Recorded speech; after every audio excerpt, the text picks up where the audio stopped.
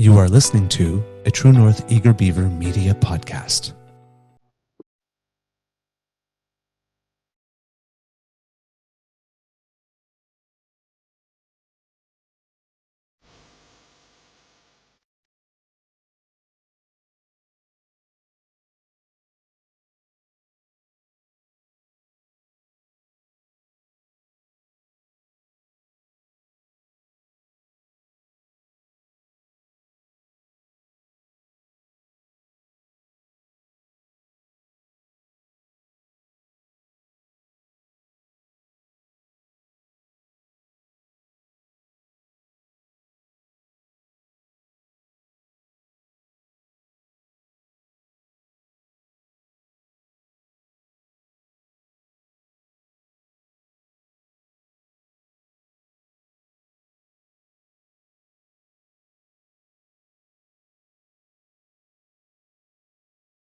The True North Eager Beaver podcasts are proudly brought to you by our founding sponsors, the Miss V Mysteries from Corvid Moon Publishing, your source for science fiction, fantasy, and cozy mysteries featuring a broad diversity of characters.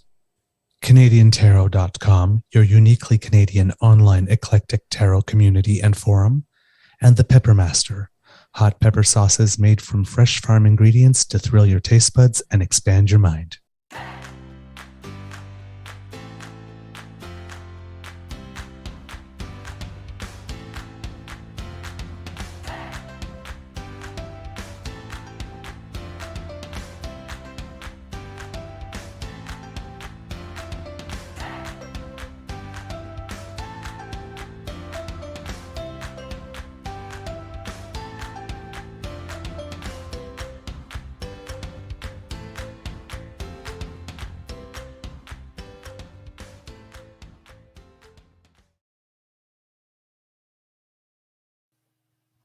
Well, good morning and hello, kids. Welcome to Season 3 and episode number 47 of The Daily Beaver here on the Crier Media Network. Today, recording day is February 1st, 2023. It wasn't yesterday. It's today, and seems like the weather will get a bit warmer today and tomorrow prior to Deep Freeze Friday, where we'll be hitting minus 20 as a base temperature and minus 30 with the wind chill here at the Beaver Lodge. I better find those long johns. I do not know where I put them. I'm your host, the Eager Beaver, pronouns he, him, hey, Mr. Beaver, eh? And with me, as always, is our dear and very much cherished Mr. Grizzly. Of course, a big thank you goes to our podcast's founding sponsors, the Peppermaster, the Miss V Mysteries from Corvid Moon Publishing, and CanadianTarot.com. Well, why don't we take some time to say hello to Mr. Grizzly and ask him how his mental health is doing before we get started, kids? Good morning, Mr. Grizzly. Good morning, Mr. Beaver. I'm a little chilly. Me too, actually. I'm a little shivering right chilly. now. Yeah, mental health I think is okay. Yeah, we'll find out. I got a doctor's appointment next week as a follow-up, see how we're doing. But it's chilly here today. Winter is back. It's just let's face it. It's just. Yeah, I think that was the mildest January on record, right? In Canada anyway. I'm sure the same thing for K-Town. It was. We had above zero multiple days. It was a green. You know how rare January that until is? about the 25th. Yeah. Oh yeah. Well, I had lots of people saying I have green grass here. I'm like, what? What? Yeah, we had green grass. It's January. It's bizarre. Front and backyard. Greta was right. Yeah. I actually we have a little herb plant in the garden that has like a little bit of oregano and thyme and rosemary and whatnot. We went and plucked thyme from that plant in January to make potato leek soup. It got covered with snow and got preserved and came back, and it was all perfectly chilled and preserved like we had put it in the fridge, and we're snipping off it. That ain't normal. Right? That is not normal, dude. That is discomforting. You know, I spoke to a bunch of friends, and I said, look, I'm going to complain about the weather. They go, why it's been so mild. I go, that's my complaint. It's January. It should be colder. We should be getting more snow. I want to go skating on the canal. I want to do sports things that I can't do right now because it is so incredibly mild. And that leads us to the whole oopsie, we've messed up the planet.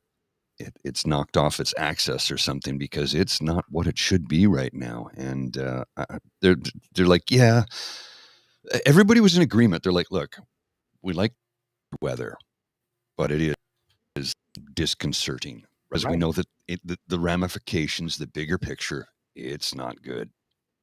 So, right, yeah, but it was mild. Damp and mild, and I think we had. And now I'm going to have to double check. I'm going to go back and check the weather reports, but I think we had about a maximum of 5 days of sunshine, like 5 days where it wasn't overcast in the entire month of January. I could be wrong, but I think it was only 5. So that affected a lot of moods for a lot of people. I know it affected my mental health. I not only do I have, okay, let's list them, right? Dyslexia, ADHD, depression, anxiety, and seasonal affective disorder. So 5 things. The depression, anxiety, I take medication for. Seasonal affective disorder, I have a light and I try and get as much daylight as I can, which is why the walk to work 3 to 4 days a week does help. It might not be full sunshine, but getting even daylight on your skin is good, right? Right.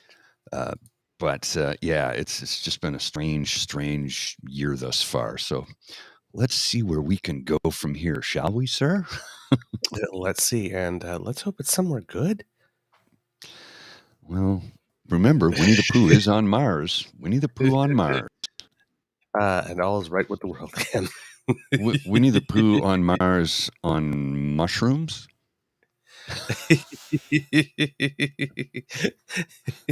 He does have his pupils do seem to be dilated. Yeah. All right, kids. Mr. Grizzly, how much time do we have today, and do you have anything to start us off? We can go till 7:45, so a little over 45 minutes all told. And yeah, I got a couple of quick little graphics for you here. All right. We discussed this. When did we discuss this? A day or two ago about British Columbia and how they're copying Portugal's program, and this thing I have on the screen. I'll read it out. Driving the news. After receiving a 3-year exemption from federal drug laws, BC has eased restrictions on possessing small amounts of hard drugs, including opioids, cocaine, MDMA, and meth or methamphetamines, with the aim of reining in drug abuse crisis. Why it matters. BC's approach could become a case study of how to navigate such crises, or how not to handle them for other provinces and countries.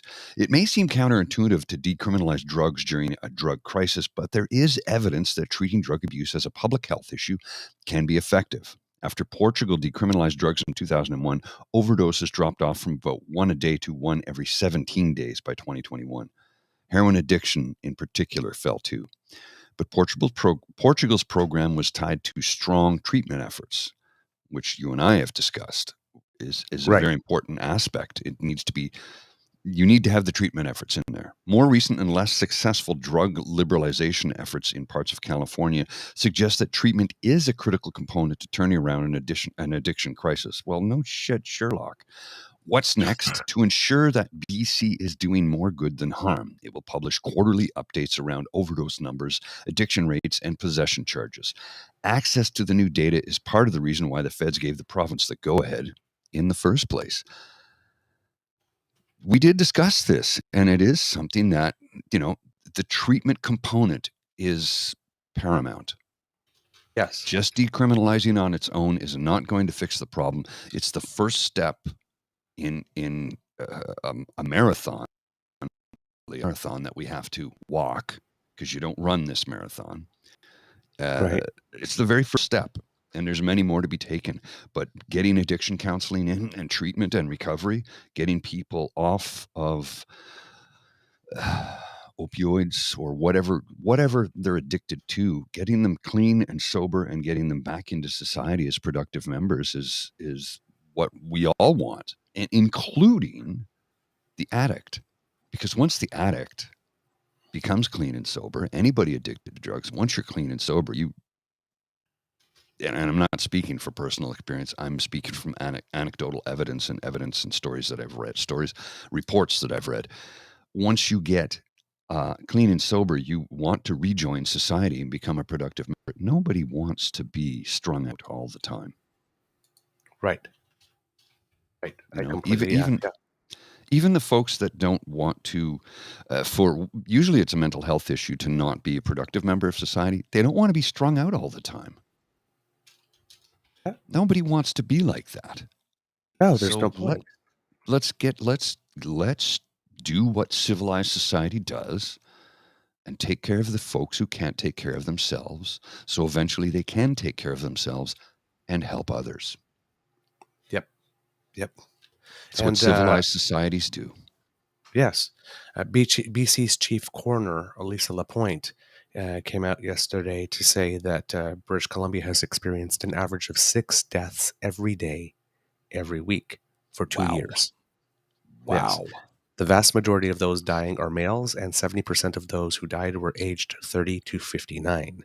In 2022, about 2,300 people died in British Columbia alone, and greater than 11,000 have died in British Columbia since the crisis was declared in 2017.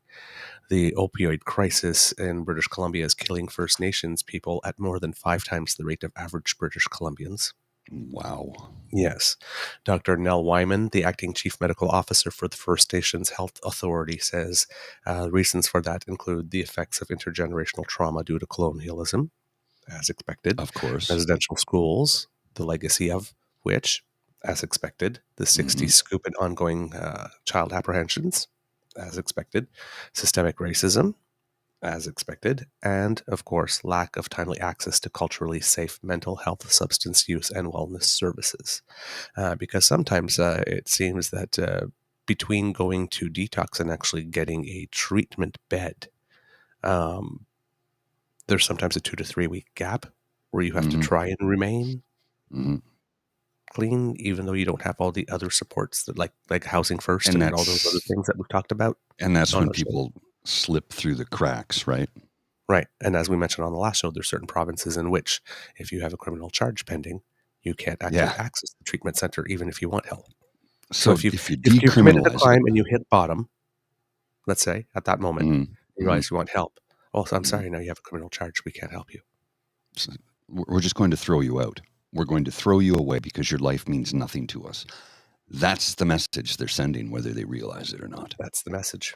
Yep, exactly. And if you look on the screen, I've posted Saucy Sea Witch, Rhiannon's comment. Addiction never ends. It's a constant battle. Some days are more of a fight than others. However, when the world is in such turmoil and you have people using to escape, then it gets out of control. Once again, home run from Rhiannon. Knocked it out of the park. Like, bang on. Yeah. We gotta have the three of us, you, myself, and Rhiannon have to have a meeting, because like a Zoom meeting, not one of these, just a separate Zoom meeting. We got to talk about some stuff, because I think she'd be a great East Coast reporter for us, because damn, she's always just bang on the money on everything. Like, I know there's a huge age gap between us, and your wisdom is beyond my years. I mean that. Like, you're always just knocking them right out of the park, man. Like, holy shit. Yeah. While we're here, we didn't say good morning to the kids. Yes, please join do us on the chat. Good morning, Kit Elaine. Good morning, Kit Leanne. Good morning, Kit Lazy Sunday with Wade and Doe. You beautiful people. Good morning, Kit Hugh. Lovely to see you, good friend. Lovely to see you. Good morning, Kit Linda M. Good mabuhay, Kit Bruce. I hope you're doing well where you are. Good morning, Kit Mohan. So nice to see you join us yet again. Good morning, Kit Saucy. Good morning, Kit Jen. You beautiful people. You fill my heart with joy. And Hugh. Oh, good morning, Kit. What can you do? Hope I got your message, and there should be a response coming soon if you haven't received it already. There you Yeah, go. I sent the message out. So Yes, somebody, what can you do, and invited us to be on their show.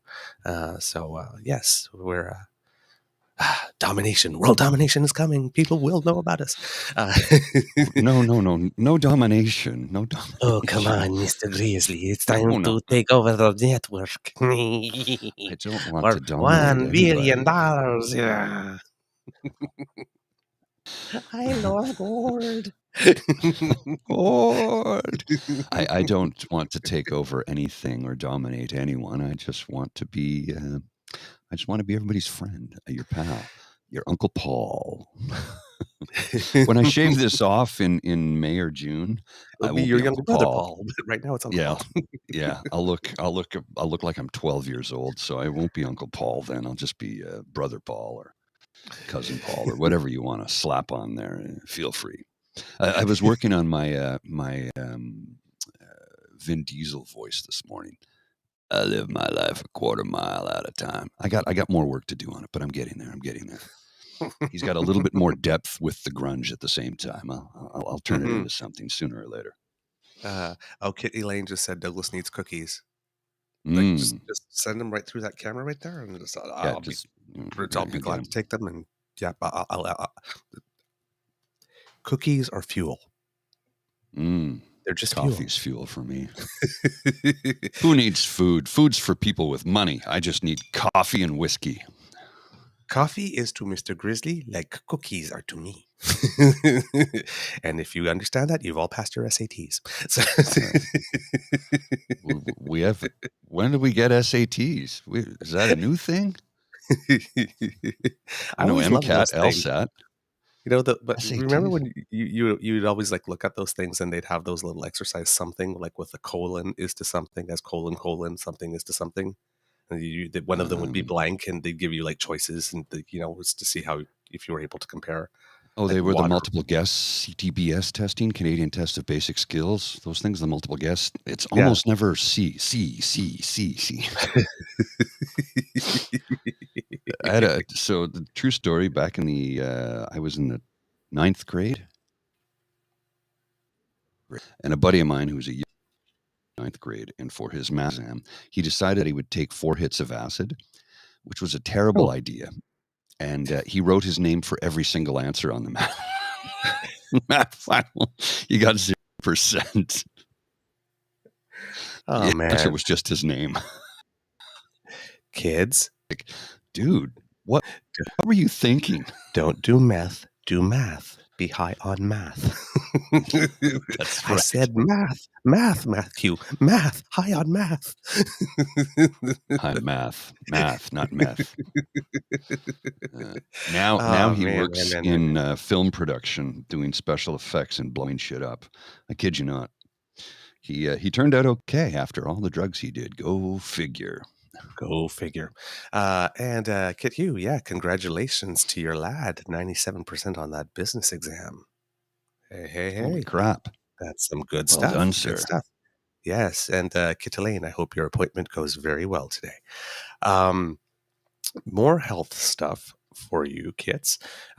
New national benchmarks for long-term care homes have been published, in addition to those that were published last month by the Canadian Standards Association. If that rings a bell to you, if you look on any electronics or stuff that you have, CSA. you see this little logo that says CSA there. That's the Canadian Standards Association. It's been around forever, and it's very, very, very respected. Highest the new standards in the world. Standards in the world. The CSA?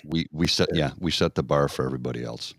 I know that the European Union, which has the CE sticker, they have brought the bar up to the Canadian Standards Association. So, all right, there we go. And what is it? The new standards.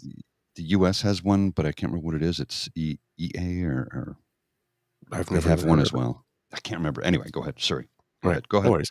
The new standards are voluntary, of course. Right. Advocates are pushing for them to be made mandatory via legislation. Liberals promised a safe long-term care act in the last election. Work on it is in the beginning stages. The federal government has committed $3 billion to implement the standards, but experts say it will take several more. In fact, the current parliamentary budget officer says that it would take about $14 billion a year more than that, which has been currently earmarked. So that's how bad things have gotten. In the early days of the pandemic, 80% of 80% of COVID deaths were in long-term care residences, and that was the highest rate in the OECD. Yes. And things got so bad, of course, in Quebec and Ontario, we had to send in the armed forces. And as Mr. Grizzly keeps on reminding us, very, very tough, hardened Canadians who are trained to see and deal with absolutely everything got PTSD as a result of what they've seen in long-term care homes. Yeah, battle-hardened battlefield medics got PTSD from what they witnessed. Yeah. Okay. So that's, and there was no consequence for the people who did that because they got reelected with a bigger majority in both provinces, in Quebec and in Ontario. And then they passed a law in Ontario that prevents you from suing the corporation that owns the home that mistreated your loved one. Yes, so you entrust your loved ones with their safety, and then when you find out you picked the wrong home, which you couldn't have known before, right? Then there's nothing you can do. Well, too bad, got your money, and oh well, we're sorry for your loss. Thoughts and prayers. Moving on. Sidebar to that, I had a conversation with a friend about this a while ago, and he said, the province shouldn't be funding this. It should be, why can't people take their elderly parents into their home? I'm like, people are barely making ends meet as it is right now. You got, and we're living in smaller houses in many cases. If you're in an apartment or a condo, it's smaller than it was 50 years ago. If you're in a single family home, it might be quite a bit bigger than it was 50 years ago, right? There's that trade-off because houses have gotten bigger because they've been more efficient, but not everybody has the financial means to take on an elderly parent, which is why a lot of elderly parents have moved into retirement living communities, using their retirement funds to pay for it, along with some contribution from family members. But it's not like it was 50, 60, 70 years ago. Times have changed, and people need to understand that because times have changed, people are doing the best they can with the tools at their disposal. This is where we are. Yep.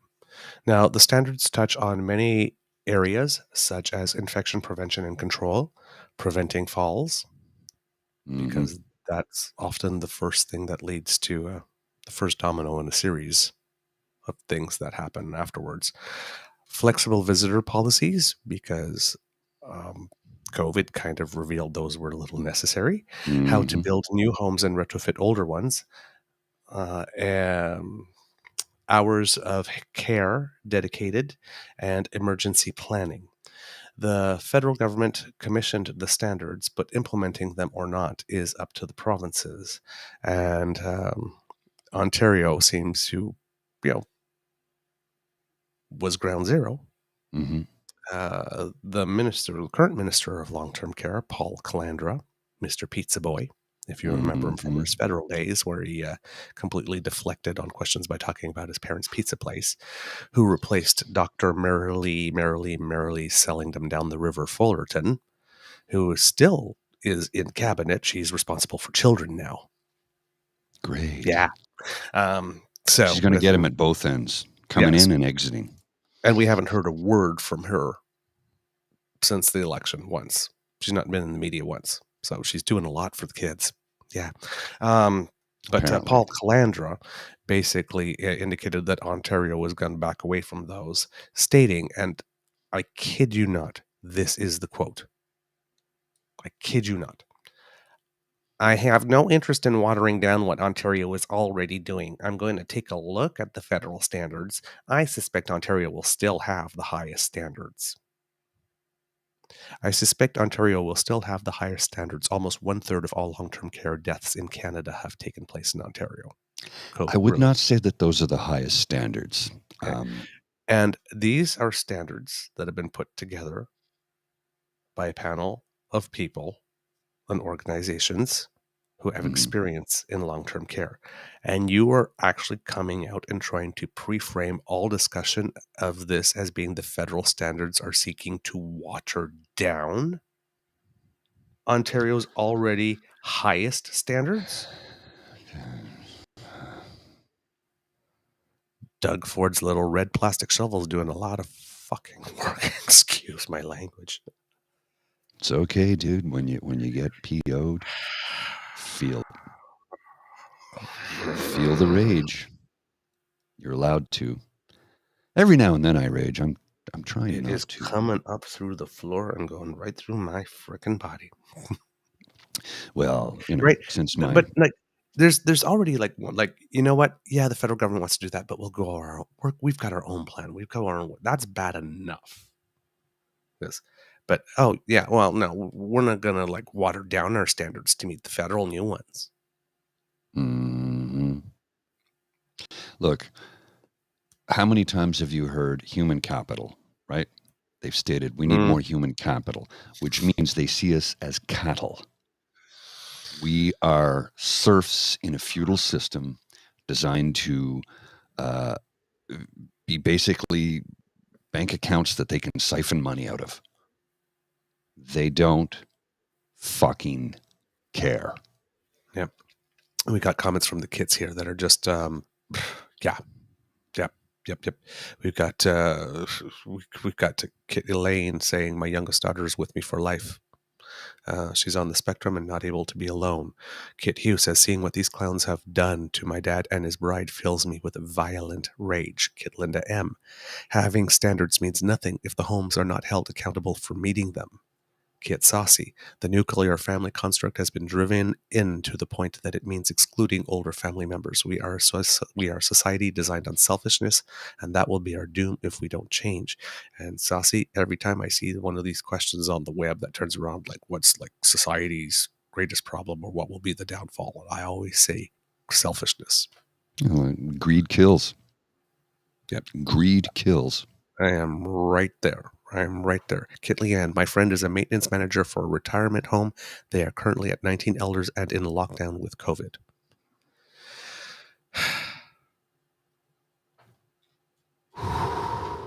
Let's do some breathing exercises, kids.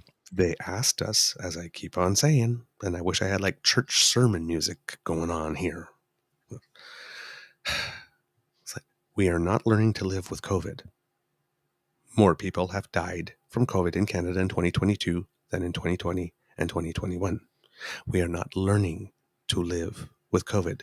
We are being taught, ordered, commanded to not give a fuck as people die from COVID. That's the road we've been led down. And I saw a comment along the lines of that the other day, good sir, and the comment was, see, the vaccines don't work. And then somebody immediately popped up a graphic that showed that 90% of the COVID deaths were unvaccinated individuals. I think 5% were 2 doses of vaccine, and 1% and less to make up the rest were 3 and 4 doses. So science is real. Numbers don't lie. Make your own informed decision. Give you the information. You make the decision. Getting a vaccine will probably, in all likelihood, save your life. Yeah. I'm not telling you what to do. It's your decision, but numbers don't lie. 95% of the deaths, 95% of the deaths in Canada in 2022 from COVID were unvaccinated individuals. Yes. So they forced Canadians into the meat plants when it wasn't safe, and people got sick and died.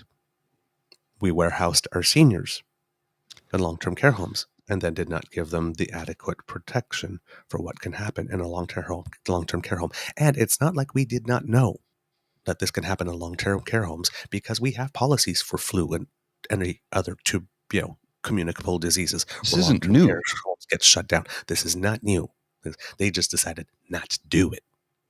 Well, and They just decided not to do it. Speaking from personal experience here, my occupation, the former portion of my job that I used to do, would have me in long-term care homes 2-3 times a week, doing maintenance on audio-visual systems, security surveillance systems, internet, telecom. And I would show up and I would have a code to code in, right? Because a lot of they have codes on the doors to get in and out and in and off of certain floors. And they would hand me pre-COVID would hand me a mask, make me sanitize my hands, and then make me air before I could set foot in the building. I'd be in the lobby and they'd ask me all these questions. Have you been traveling? Do you have a cough, cold? Because if you have any of these things, you can't set foot in the building. So it's not like we didn't know how to do this. This is pre-COVID. I'm going back 10, 12, 15 years ago. This is what was done. COVID comes along. They threw all that shit right out the window. Any of us who have had parents or relatives in long-term care homes, whether it's senior or, for, disabilities of any kind, know this. We've experienced this. So repeatedly, over and over and over and over again, right? We've been stuffed into meat plans. We have not given the kids all the HEPA filters that they have needed. We've sent kids back to school in groups immediately after March breaks and Christmas breaks rather than waiting a week. We've warehoused our seniors over and over and over again from the moment it became clear that we were going to have a vaccine. And conservatives decided to get off the Team Canada bus and started to find the political wedges. Because now we had a vaccine. They have been asking us over and over and over and over and over and freaking over again to sacrifice children, elders, everyone. People who are immunocompromised. The elderly, the disabled. Sacrifice them one by one, turn after turn, at the altar of the frickin' economy. Greed kills. And what are we getting for it? What are we getting for it? Privatized healthcare, rising interest rates, and ridiculous food inflation, double digit. Yeah, Loblaws put out a thing yesterday saying how, we only make 4%. Yeah, last year your profits were up by 30%. So which one is it? Because you're a publicly traded company, it's real easy for us to access that information. It's not a secret. You're publicly traded. The information's right there. Profits up by 30%, but we only make a 4% profit last year. You fucking liars. Yeah. So, it's just, again, that quote. And then, of course, each one of these conservative provincial premiers, every single one of them will turn around saying, it's all Trudeau's fault. Thousands of people across the country will fall into the trap of believing that bullshit statement, and I will turn around and tell each and every single one of them, you are confusing provincial responsibilities with federal ones. All the Prime Minister of Canada does is distribute money to the provinces. The provinces then need to go ahead and use it and put it into health care, to child care, to autism care, to senior care. And they're not doing that. And each province that says, look, we have a surplus this year, you have fucking failed. There should be no surplus with public funds. Every single cent should be spent on the public because it's our money, God damn it. If you, at the end of a fiscal year, have a surplus in your budget in the province that you're running as a corporation, because you're obviously not running it in the interest of the public. If you have a surplus, you have failed the public horribly.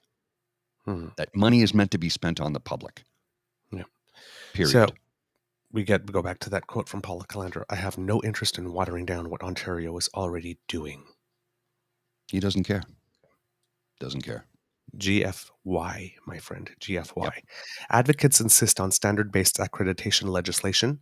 Candice Rennick, a QP, from CUPE, who represents thousands of long-term care health workers, has stated, if there is any resistance from the premiers across the country on any of these standards, I think they're significantly misreading the will of the people that they represent.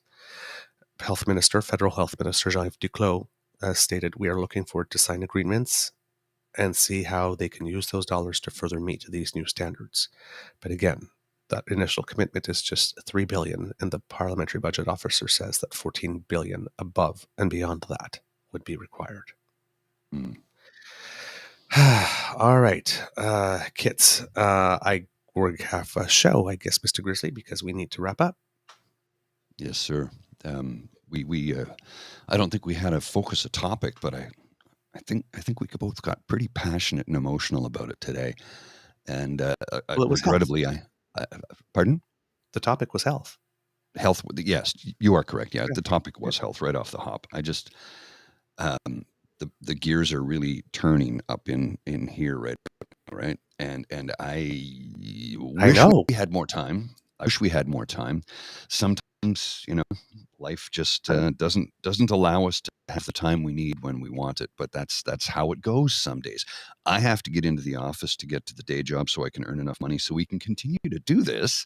But please hit the button down there in the far corner, and we're good to go. All right. Yeah, I know. Mr. Grizzly is like, I tried to have a sermon going on there, and yeah, you had a lot to say. I didn't actually get it out. All right, kids.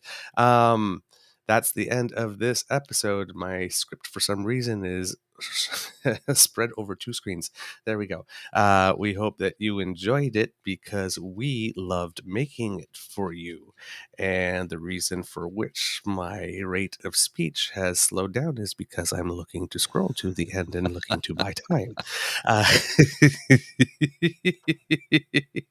Remember that sharing is caring, and word of mouth is priceless. So please let your peeps know about us, because democracy is something you do.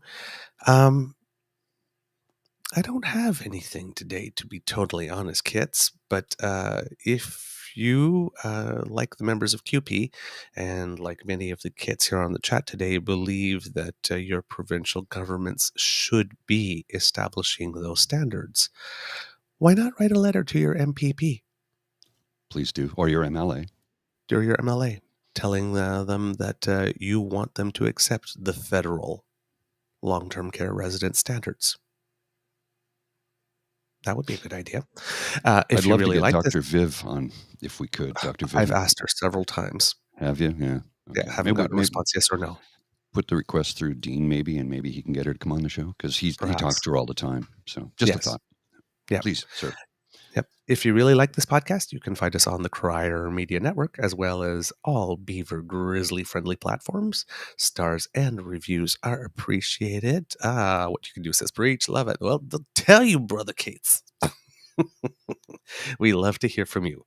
Reach us on the Facebook on True North Eager Beaver at Facebook, at True Eager on Twitter, or by email via truenortheagerbeaver@gmail.com. You can subscribe to us via our Podpage site, podpage.com/the True North Eager Beaver, with a hyphen between each one of those words. And when we have something fresh off the bandwidth, we'll come straight to you and you will not miss an episode. But if you are watching this on video, why not smash that button and subscribe to us? That'll help us out a lot. Yeah, we need to get to 1,000. We can't do this without you, and we can't do this without your kind and generous support. So if you feel we've done a particularly good show, well then, you can find our tip jar at our coffee page. That's coffee, ko-fi.com/eagerbeaver. That's eagerbeaver all in one word, lowercase letters, ko-fi.com/eagerbeaver. And finally, we've got the merch. We've got quality, eager beaver merch. We've got the merch you love, the merch you need, the merch you want, in sizes from small to 3XL, something for literally everybody, and you can get it at crier.co/crier-media-shop, and then click on the True North Eager Beaver tab.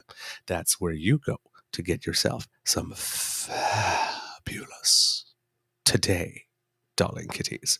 From the Beaver Lodge, this is your eager beaver saying, until next time, dear kits, it can be a tough world out there, so please be kind to and gentle with yourself.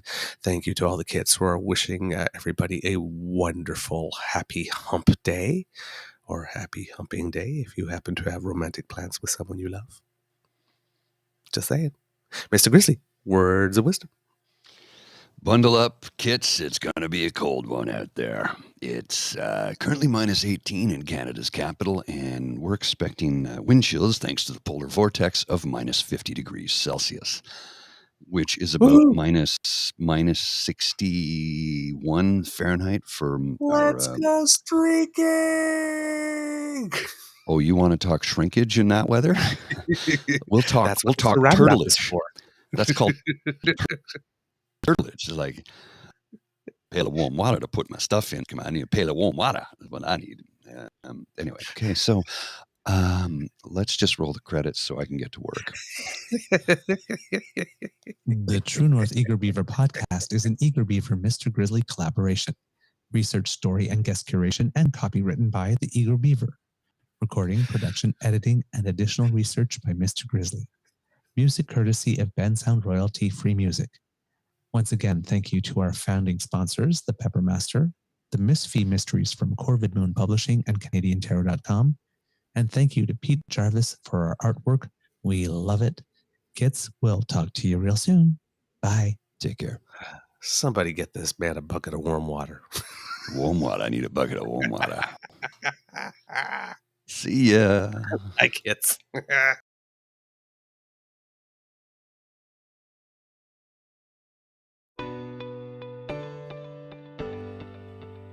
You are listening to a True North Eager Beaver media podcast. The True North Eager Beaver podcasts are proudly brought to you by our founding sponsors, the Miss V Mysteries from Corvid Moon Publishing, your source for science fiction, fantasy, and cozy mysteries featuring a broad diversity of characters. CanadianTarot.com, your uniquely Canadian online eclectic tarot community and forum. And the Peppermaster, hot pepper sauces made from fresh farm ingredients to thrill your taste buds and expand your mind.